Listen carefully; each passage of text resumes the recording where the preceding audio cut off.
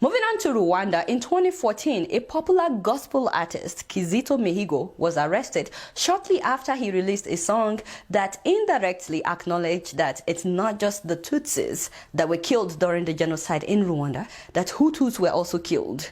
The man is Tutsi, and both his parents were killed in the genocide, making him an orphan. Yet, he's saying people should have empathy for the Hutus who were also killed in a revenge attack. Now, it's actually a song about people coming together in peace, in reconciliation, in unity. You know, he said death is death no matter who it happens to.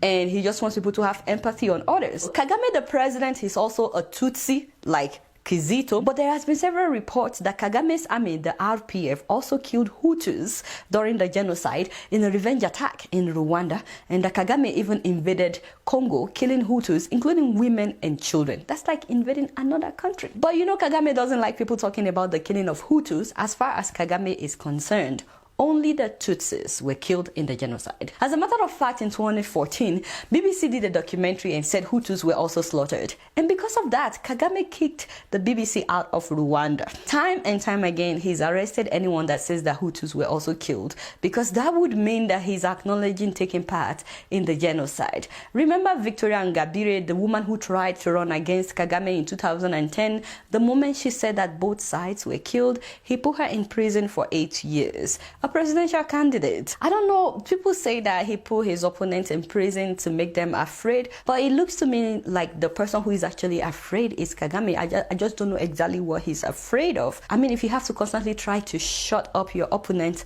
there's something that you're afraid of. But according to President Kagame, seen here at a meeting with his soldiers shortly after the genocide, there were no revenge attacks.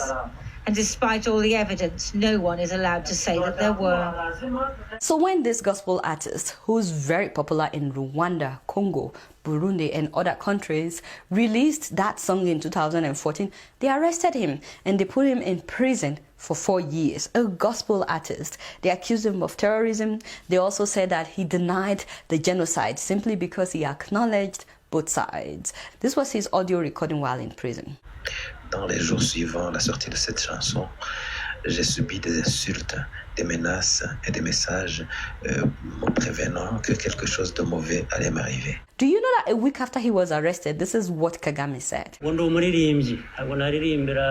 A few days after Mihigo's arrest, he said in a speech, "I'm not a singer. I could never sing in praise of those who wish Rwanda harm. He who threatens his country's peace must pay."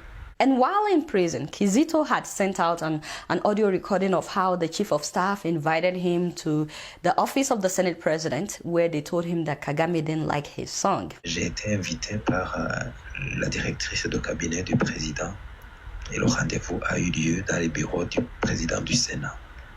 L'actuel président du Sénat, à l'époque, il était vice-président du Sénat. Tous les deux m'ont dit que le président n'avait pas aimé ma chanson. J'étais allongé par terre et on m'a frappé sur les fesses. Wow.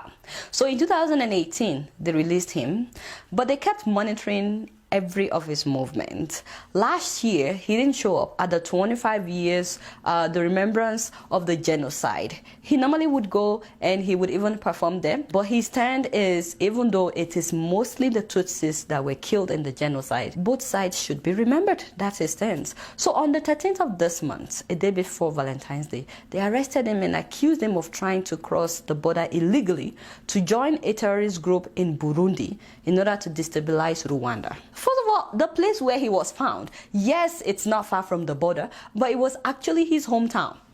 And the man was still in Rwanda. I don't get it. And even if he was trying to go to another country, how do you accuse a gospel artist of trying to go and join terrorists? I don't get it. And then on the 17th of this month, the government of Rwanda announced that Kizito committed suicide in police custody. So he didn't commit suicide the time he spent 4 years in prison. He didn't commit suicide the 1.5 years that he's been released, but suddenly he committed suicide in police custody. Abba. We want to reach out to our fellow Africans, people around our country of Rwanda, our neighbors, and anyone else who is interested in justice, in the rule of